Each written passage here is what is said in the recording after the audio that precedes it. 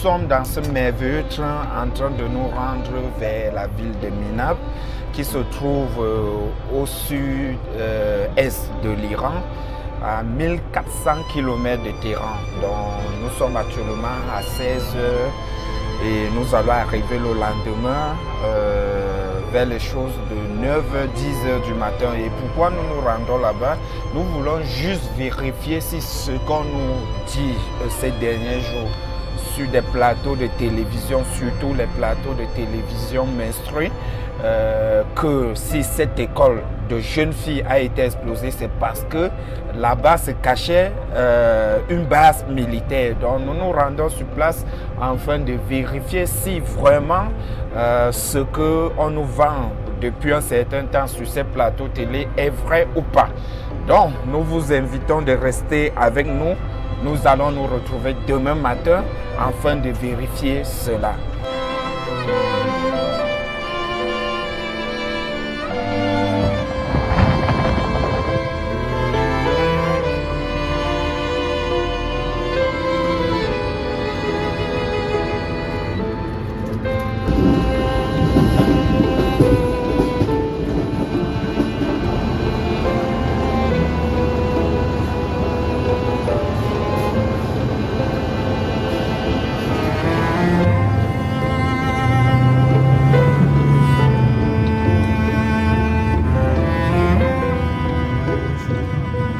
Arrivé dans la ville qu'on appelle Bandar Abbas, une ville qui se trouve au sud-est de l'Iran. Et actuellement, on a changé de moyen de transport. Comme vous-même vous constatez, nous sommes maintenant en voiture. Donc, on va rouler jusqu'à Minab.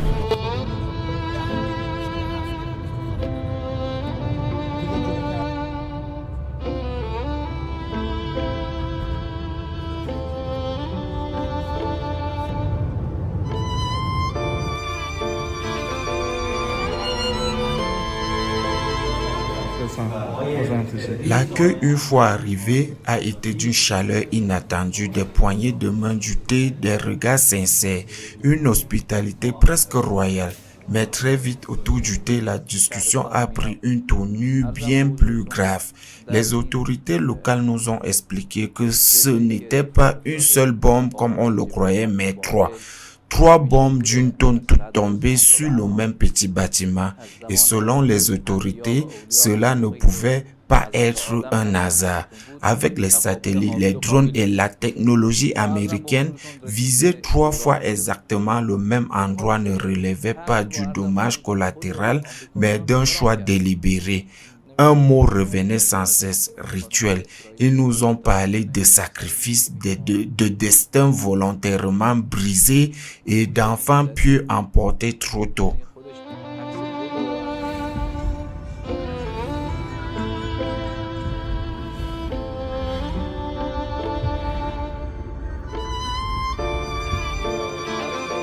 Nous avons repris la route avec notre chauffeur Ali, un homme très attachant, qui nous a fait découvrir les spécialités locales tout en nous racontant l'horreur avec une sobriété bouleversante. Il nous a dit que beaucoup de ces martyrs, élèves, enseignants, parents venus chercher leurs enfants n'ont pas été retrouvés entiers, parfois seulement humains, un fragment de corps. Une mère lui a confié que le pire, ce n'était pas la perte d'un être cher, mais le moment passé à la morgue à chercher quelque chose de familier dans l'imaginable. Ali nous a aussi raconté l'histoire d'une enseignante mariée depuis 8 mois et enceinte. Seule sa main a été retrouvée. Son mari l'a reconnue grâce à son alliance.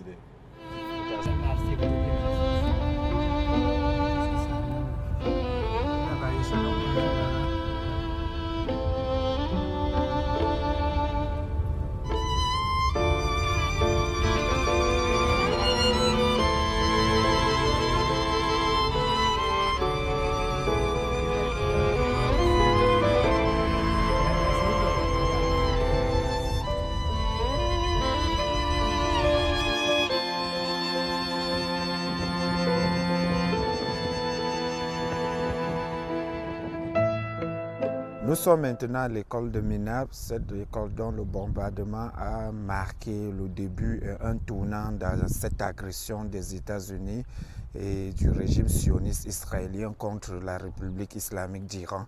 Comme je vous ai promis dès notre départ à Téhéran, nous sommes maintenant sur les lieux et comme vous voyez derrière moi, voilà tout ce qui reste de cette école. Et dans les informations, on nous dit que l'école était juste une école de jeunes filles. Non, c'était une école combinée, une école comme c'est une république islamique d'Iran. Ici, on ne mélange pas les garçons et les filles. Donc, il y a les filles, l'école des filles qui constituait une partie de cette école, les garçons également qui avaient une partie, mais c'est la partie des filles qui est plus touchée, on va se rapprocher. Donc voilà les décombres de cette école, voilà tout ce qui reste de cette école. Il y a encore le bâtiment qui est encore là debout. Donc voilà l'école à Minab. Et nous allons aller à la rencontre des familles éprouvées où on va essayer de discuter avec eux leurs sentiments, ceux qui étaient sur les lieux, qu'est-ce qu'ils ont ressenti, comment ils ont appris la nouvelle et comment ils ont procédé pour sortir les corps de ces jeunes innocents de ces décombres. Nous sommes par exemple ici dans une salle de classe, voilà ce qui reste de la salle de classe. Vous pouvez encore voir des fournitures des enfants, de ces innocents ici au sol. Voilà le cours qu'ils étaient en train de faire ce jour-là. Et on a également appris qu'il y avait également une maternelle. Donc c'était un cursus complet qu'on avait ici. Vraiment, nous avons des larmes aux yeux. Je fais ce reportage avec beaucoup de retenue. Parce que celui qui se sent parent ne saurait venir ici et partir sans laisser une larme. Vraiment. Nous allons un peu essayer d'aller devant l'école. Vous allez voir autour de moi. Est-ce que vous voyez la présence? Quelque chose qui fait en sorte, qui montre que cette école est une base militaire.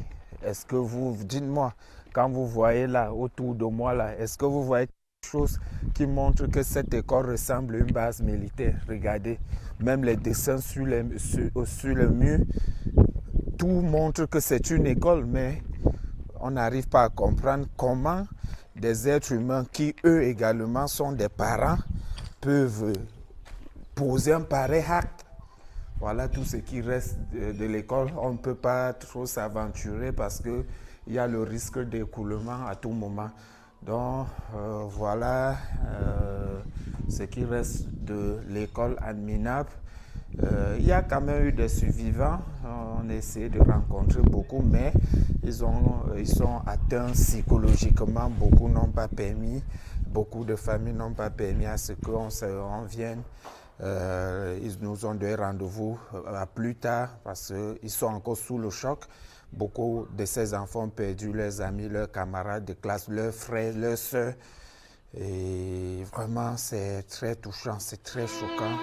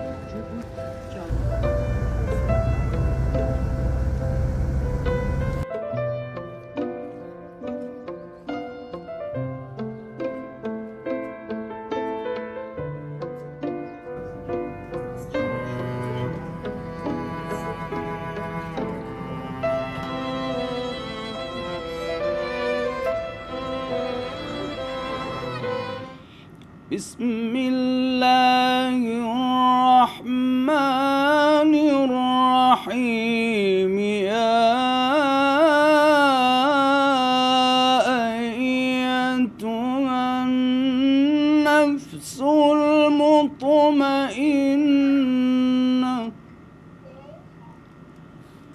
ارجعي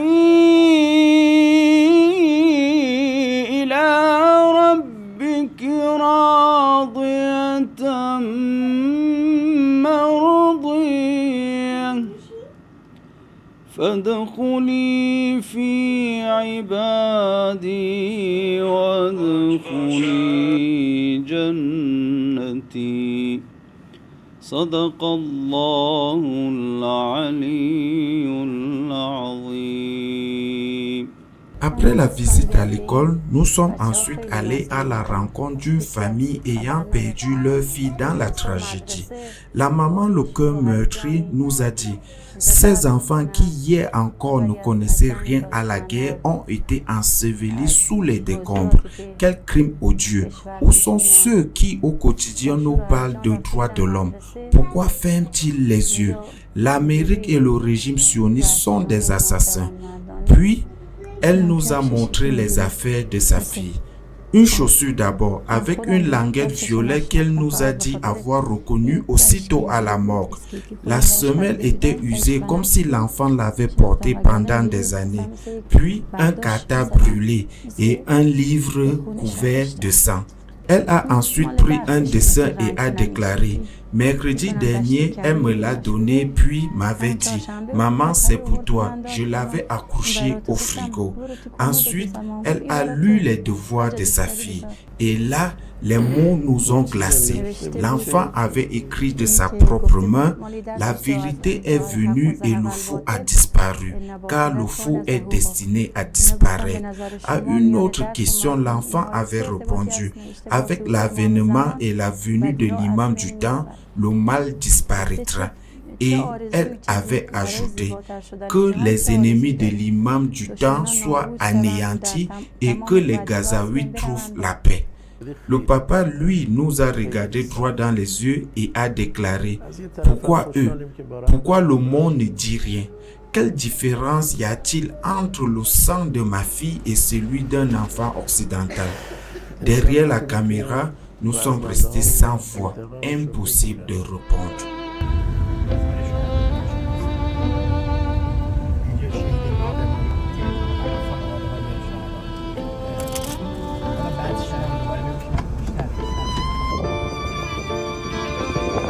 Comme vous pouvez le constater, nous sommes au cimetière des martyrs à Minab, où sont inhumés les martyrs de la tragédie de Minab. Ici, vous pouvez voir derrière moi des familles de ces jeunes filles, de ces enfants qui viennent chaque jour depuis le début de cette guerre, depuis cette tragédie, qui viennent ici se recueillir auprès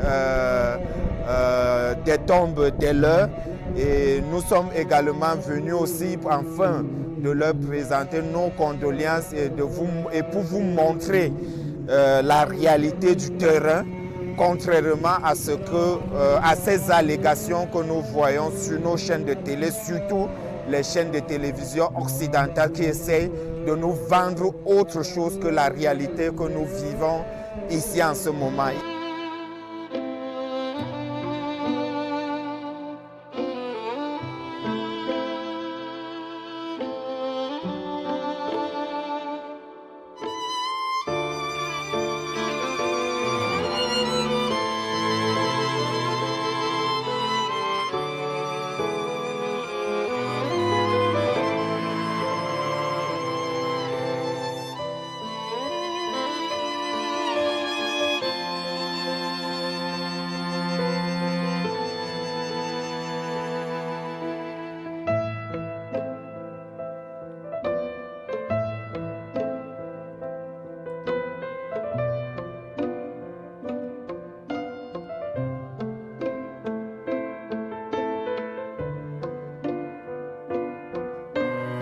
Dans ce cimetière, nous avons rencontré une autre mère, le cœur arraché mais toujours debout. Avec sa douleur immense comme sa dignité, elle a lancé. En tuant nos enfants, ils ont franchi notre ligne rouge. Comme l'a dit notre nouveau guide, le sang de chaque enfant de cette nation sera vengé. Elle a parlé des marches de chaque nuit en soutien aux soldats au front, des slogans scandés dans les rues, du refus de plier. Elle a adressé un message à Netanyahou et à Trump. Vous croyez qu'on va renoncer? Vous vous trompez. Si nous avions eu peur, nous aurions vidé les villes. Nous ne l'avons pas fait et nous ne le ferons jamais. Nous n'irons pas dans des bunkers comme vous. Notre guide a choisi de mourir dans son lieu de service alors qu'il aurait pu se réfugier dans un bunker comme vous.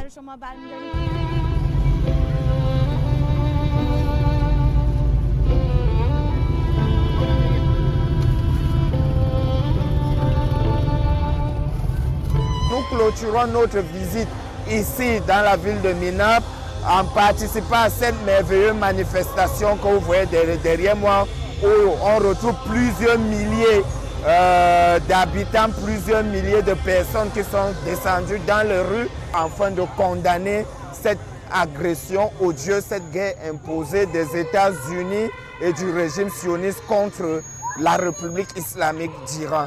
Nous prions pour la victoire de la République islamique, nous prions pour la victoire du bien contre le mal, nous prions pour la libération des opprimés, nous prions pour la venue de l'imam du temps. Nous avons quitté Minap avec une seule certitude. Ici, il n'y avait aucune base militaire à détruire. Il y avait des vies, des projets et des enfants qui rêvaient de demain. Il y avait l'avenir et cet avenir, nous l'avons vu enseveli sous les décombres. Nous avons rencontré un peuple qui tient bon. Des hommes et des femmes debout, unis derrière leur nouveau guide, c'est Mujtaba Khamenei. Un peuple qui ne reste pas à genoux dans la douleur. Nous avons vu des femmes brisées par le chagrin, mais qui refusent de se soumettre. Des pères qui serrent le poing pour ne pas baisser la tête. Des familles qui ne fuient pas, qui restent, qui se battent et qui comptent sur Dieu.